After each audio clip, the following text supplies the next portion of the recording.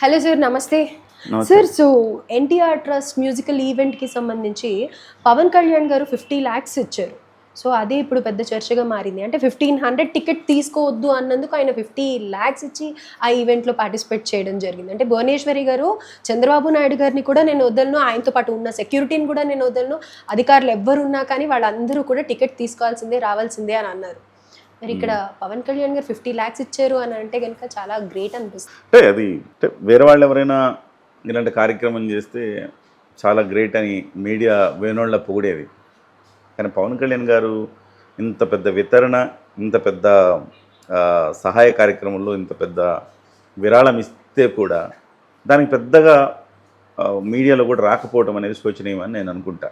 ఎందుకంటే మీడియా కూడా అనుకుందేమో పవన్ కళ్యాణ్ కదా ఇస్తాడులే అన్నట్టుగా తయారైంది. పవన్ కళ్యాణ్ కదా ఇస్తాడు, ఎందుకు ఇయ్యడు? పవన్ కళ్యాణ్ ఇస్తాడు, అదేదో ఆయన బాధ్యతలాగా. జనరల్ గా అంటే ఇప్పుడు పొలిటికల్ గా ఆయన రాకముందు కూడా ఎవరికి ఏ ప్రాబ్లం ఉంది అన్నా కానీ ఆయన ఇచ్చేస్తారు అన్న విషయం అందరికీ తెలుసు. కాబట్టి ఇది కామన్ అది మన బాధ్యత కాదా? మనం మంచిని మనం మైక్లో చెప్పాల్సిన బాధ్యత లేదా మనకి అంటా నేను. సో మీడియా కవరేజ్ కూడా ఇవ్వాల్సిన బాధ్యత ఉంది కదండి.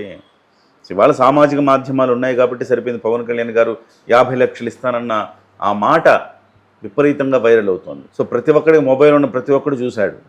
కానీ నిజంగా చెప్పండి, ఇదే కనుక ఈ సామాజిక మాధ్యమాలు లేకపోయి ఉంటే పవన్ కళ్యాణ్ గారి మంచితనం కూడా అంత ఎలివేట్ అయ్యేది కాదు కదా. అదే నా పాయింట్ అదనమాట.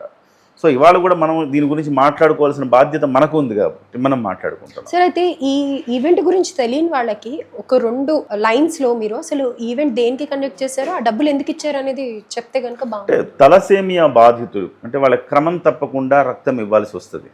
ఆ రక్తం ప్రతి ఒక్కళ్ళు క్రమం తప్పకుండా నెల రోజులు, 2 నెలలు, 3 నెలలకి వాళ్ళకి రక్తం మారుస్తూ ఉండాలి. సో అలాంటి వాళ్ళకి ఎవ్రీ మంత్ రక్తం తీసుకునే అంత శక్తి ఉండదు కదండి. ఇప్పుడు red cross, Chiranjeevi blood bank, NTR trust, NTR blood bank కూడా ఉంది. సో ఈ బ్లడ్ బ్యాంకులు కూడా మీకు రక్తాన్ని శుద్ధి చేయాలంటే, రక్తం తీసుకున్న తర్వాత దాన్ని ప్యూరిఫై చేసి మళ్ళీ ఇంకొకరికి ఎక్కించాలంటే ఆ ప్రాసెస్ ఉంటుంది. ప్రాసెస్కి డబ్బులు ఖర్చు అవుతాయి. దానికోసం ఒక యంత్రాంగం ఉంటుంది, దానికోసం డెఫినెట్ ఖర్చు అవుతుంది. ఇలాంటి వాళ్ళు, నాలాంటి వాళ్ళు రక్తం ఉచితంగా ఇవ్వచ్చేమో. ఉచితంగా ఇస్తే చాలా మందికి ఉన్న అపోహ ఏంటంటే రక్తం ఉచితంగా ఇస్తున్నారు, చిరంజీవి రక్తం అమ్ముకున్నారు, ఇట్లాంటి దుర్మార్గమైన కామెంట్లు పాస్ చేస్తూ ఉంటారు. సో అంటే మళ్ళీ ఇప్పుడు ఎన్టీఆర్ ట్రస్ట్ భవన్ ఉందనుకోండి, ఎన్టీఆర్ ట్రస్ట్ భవన్ రక్తం అమ్ముకుంటుంది అనరు, రెడ్ క్రాస్ రక్తం అమ్ముకుంటుంది అనరు, చిరంజీవి మాత్రం రక్తం అమ్ముకుంటున్నాడు అంటారు. ఇంత దుర్మార్గమైన కామెంట్లు పాస్ చేస్తాం చూడండి. సో అంటే ఆయన చులకన, ఆయన ఏమైనా అనొచ్చు అని అనుకుంటారు. సో నేను చెప్పదలుచుకుంది ఏంటంటే రక్తం ఉచితంగా నేనో ఉచితంగా ఇచ్చినంత మాత్రాన అది నేరుగా వేరే వాళ్ళకి ఇచ్చేయలేదు. దాన్ని ప్రాసెస్ చేస్తారు. ప్రాసెస్ చేసిన తర్వాతనే సంబంధికులు ఎవరికైతే అవసరం ఉన్నదో అవసరం ఉండే వాళ్ళకి దాన్ని ఇస్తారనమాట. చాలా వరకు రక్తాన్ని ఈ తలసేమియా బాధితులకు అన్ని బ్లడ్ బ్యాంకులన్నీ కూడా ఉచితంగానే ఇస్తాయి. కానీ ఉచితంగా ఇవ్వాలన్నా కానీ మీ ప్రాసెస్కి అయ్యే ఖర్చు ఒకటి ఉంటుంది కదా, దానికి మరి డబ్బులు ఖర్చు అవుతాయి కదా. ఎంతమంది ఒక వ్యక్తి లేకపోతే ఒక వ్యవస్థ మొత్తం పెట్టుకోలేదు కదా. అందుకోసం ఇవాళ తలసేమియా బాధితులకు రక్తాన్ని ఉచితంగా ఇవ్వటానికి అయ్యే ఖర్చు కోసం ఒక ఈవెంట్ నిర్వహించారు ఆ బాధితుల కోసం. సో తమన్ నేతృత్వంలో మ్యూజికల్ కాన్సర్ట్ నిర్వహించారు. ఆ కాన్సర్ట్కి ప్రతి ఒక్కరు కూడా 1500 రూపాయలు చెల్లించి టికెట్ తీసుకుని వెళ్ళాలి. సో ఈవెన్ మీరన్నా ఇంతకుముందు అన్నట్టుగా చంద్రబాబు నాయుడు గారు కూడా 1500 రూపాయలు పెట్టి టికెట్ తీసుకోవాల్సి వచ్చింది. ఆమె చెప్పారు, అందరూ ఎవ్వరు కూడా టికెట్ లేకుండా ఎవరిని కూడా రికమెండేషన్స్ లేవు, ప్రతి ఒక్కరు టికెట్ తీసుకొని రావాల్సిందే అని.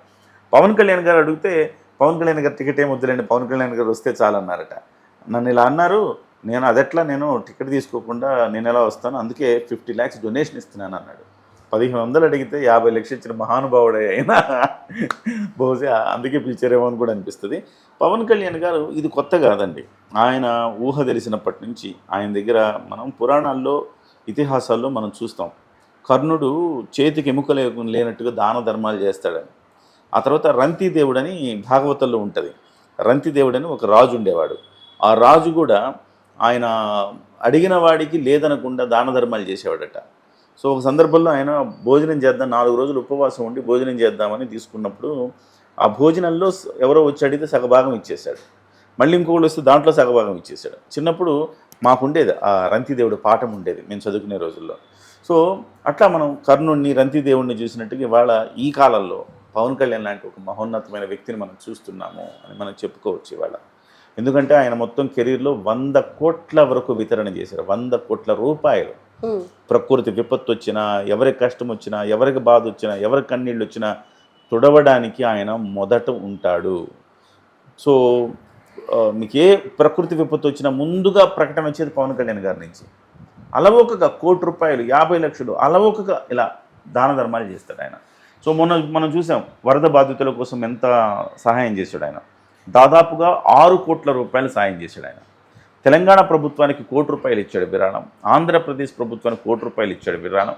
400 గ్రామాలకు ఒక్కొక్క గ్రామానికి 1,00,000 చొప్పున, గ్రామ పంచాయతీలకు ఒక్కొక్క గ్రామానికి 1,00,000 రూపాయల చొప్పున 400 పంచాయతీలకు 4 కోట్ల రూపాయలు ఇచ్చాడు. మొత్తం 6 కోట్ల రూపాయల విరాళం ఆయన ఒక్కడే ఇచ్చాడు. సో ఇవాళ 50 లక్షల రూపాయలు ఈ తలసేమే బాధితులంటే 50 లక్షలు ఇచ్చాడు. ఎక్కడికి వెళ్ళనియండి ఏదో ఒక విరాళం ప్రకటిస్తూనే ఉంటాడు. సో ఇవాళ తమిళనాడులో గుళ్ళకు సంబంధించి కూడా కొన్ని సమస్యలు ఉన్నాయి. వాటిని పరిష్కరించాలంటే వీలైతే ప్రభుత్వాధ్వర్యంలో పరిష్కరిద్దాం, వీలు కాకపోతే సొంత నిధులతోనైనా చేయిస్తానని హామీ ఇచ్చేసి వచ్చాడు. సో పవన్ కళ్యాణ్ అనే వ్యక్తి ఆయన వ్యక్తిత్వం వికసించడానికి ఆయన ఇలాంటి పనులే ఆయన ఇవాళ ప్రజల గుండెల్లో నిలబెట్టాయని మనం చెప్పుకోవాలి. పవన్ కళ్యాణ్ అంటే ఎందుకు ఇంత కల్ట్ ఫ్యాన్స్ ఉంటారు, పవన్ కళ్యాణ్ అంటే ఎందుకు ఇంత పడి చచ్చిపోతుంటారు అంటే ఇంత మంచి మనసు ఉంది కాబట్టే పవన్ కళ్యాణ్ అంటే ఇంత ఇష్టపడతారు. సో ఇవాళ రాజకీయ రంగంలో చూసిన, సినిమా రంగంలో చూసిన పవన్ కళ్యాణ్ లాగా స్పందించే హృదయం ఉన్న ఒక్క వ్యక్తిని మీరు చూపించండి. ఎవరు లేరు. కేవలం ఆంధ్రప్రదేశ్ అంటలే, నేను భారతదేశంలో తీసుకుంటే కూడా పవన్ కళ్యాణ్ లాగా స్పందించే హృదయం ఉన్న వ్యక్తి ఇంకెవరు లేరని కూడా మనం చెప్పొచ్చు. సో ఇవాళ మన ఆంధ్రప్రదేశ్ అదృష్టం ఏంటంటే అంటే ఒక పరిపాలకుడు, మనసున్న పరిపాలకుడు వచ్చాడని చెప్పాలి, హృదయం ఉన్న పరిపాలకుడు వచ్చాడని చెప్పాలి. హృదయంతో చాలామంది బుర్రతో పనిచేస్తారు, మెదడును ఉపయోగించి మీకు పరిపాలన చేస్తారు. కానీ గుండెను ఉపయోగించి, అంటే మనసును ఉపయోగించి పరిపాలన చేసే ఒక ఏకైక వ్యక్తి పవన్ కళ్యాణ్ అని చెప్పాలి. అందుకే 77 ఏళ్ళుగా ఒక గ్రామంలో కరెంటు లేకపోతే కేవలం ఒక 4 కుటుంబాలు మాత్రమే నివసించి ఒక తండ, దానికి కరెంట్ లేదు. 77 ఏళ్ళు అయింది స్వతంత్రం వచ్చి, ఇవాళకు కూడా చీకట్లో ఉంటారు. అలాంటి అక్కడ ఆ గ్రామంలో మీకు పవర్ తీసుకురావాలంటే కష్టమే, చాలా దూరం నుంచి లాగాల. కేవలం చాలామంది అధికారులు కానీ మిగతా వాళ్ళందరూ కూడా ఎందుకు మరి చేయలేకపోయారు, పవన్ కళ్యాణ్ ఎందుకు చేశారంటే వాళ్ళు బుర్రతో ఆలోచిస్తారు. ఇక్కడ నుంచి ఇక్కడ దాకా ఎంత ఖర్చు అయ్యిద్ది, సో ఇంత ఖర్చు అవుద్ది. ఆ కుటుంబాలు 13 మంది ఎంతమంది ఉన్నారు, 4 కుటుంబాలు ఖాళీ చేసి ఇటు వస్తే సరిపోద్దిగా అనేవాళ్లే తప్ప వాళ్ళకి మనం నివసిస్తున్నారు కదా, వాళ్ళకి మనం పవర్ ఇద్దామన్న ధ్యాస ఎవరికి లేదు. ఆ పవర్ ఇవాళ పవన్ కళ్యాణ్ గారు ఇవ్వగలిగాడంటే ఆయన మాత్రమే గుండెతో ఆలోచించాడు. మిగతా పరిపాలకులంతా బుర్రతో ఆలోచించారు, ఆయన గుండెతో ఆలోచించాడు. కాబట్టి ఆ రకమైన కార్యక్రమం చేయగలిగాడు. ఇవాళ వాళ్ళకి 77 ఏళ్ల తర్వాత వాళ్ళకి పవర్ వచ్చింది, లైట్ చూడగలిగారు, ఆనంద తాండవం చేస్తున్నారు వాళ్ళు. అలాగే అనేక గ్రామాలకి సో ఇట్లా డోలీ మూతలతో సాగే అనేక చోట్ల కోడ్లు వేశాడు. మరి స్వతంత్రం వచ్చినప్పటి నుంచి జరగలేదు కదండి ఇలాంటి కార్యక్రమాలు ప్రియాంక గారు. మరి ఎందుకు జరుగుతున్నాయంటే డబ్బులు లెక్కేసే ప్రభుత్వాలే వచ్చినాయి, కానీ దానివల్ల మనకెంత ప్రయోజనం? ఈ 4 కుటుంబాలు ఓట్లను చూస్తాయి. రాజకీయ పార్టీలు, పరిపాలకులు చూసేది ఏంటి? ఓట్లు చూస్తాయి. ఈ 4 కుటుంబాల కోసం మనం ఎంత ఖర్చు పెట్టాలా, మహా అంటే వాళ్ళు ఓటైపోతే నష్టమే లేదులే కానీ ఓట్లు కాదు, మనుషులుగా చూసే ఒకే ఒక నాయకుడు పవన్ కళ్యాణ్ అని చెప్పాలి. నేను ఈ మాట చెప్పడానికి ఒక విశ్లేషకుడిగా కూడా, నేను ఒక సీనియర్ జర్నలిస్ట్గా కూడా నేను గర్వపడుతున్నానని చెప్తాను. ఎస్, ఎందుకయ్యా ఇంత మోస్తున్నవాడిని ఎవరైనా అనుకోవచ్చు, మోయట్లా. మంచిని మనం కాకపోతే ఇంకెవరు చెప్తారండి? మంచిని మనం చెబితేనే కదా ఇంకొకటికి ఇన్స్పిరేషన్ వస్తుంది, ఇంకొకటి చేస్తాడు ఆ పని. పవన్ కళ్యాణ్ గారు 6 కోట్ల రూపాయలు వరద బాధితుల కోసం విరాళం ఇస్తే ఇన్స్పైర్ అయ్యి పంచాయతీరాజ్ సంస్థ ఉద్యోగులంతా కూడా కోట్ల రూపాయల విరాళాలు ఇచ్చారండి. మా ఒకరోజు వేతనం తీసుకోండి ఇచ్చి, పవన్ కళ్యాణ్ గారిని చూసి మేము ఇన్స్పైర్, మా ఒకరోజు వేతనం తీసుకొని అన్ని ఎన్జిఓ సంఘాలకు కదిలియండి. ఎక్కడి నుంచి వస్తుందండి ఇన్స్పిరేషను? ఇలాంటి వ్యక్తుల నుంచి ఇన్స్పిరేషన్ వస్తుంది. ఇది మనం చెప్పుకోవాలి, తీరాల్సిన అంశము. అందుకే నేను ఇవాళ మీకు ఈ అంశాలన్నీ కూడా చెప్పాల్సి వచ్చింది. Right sir, thank you.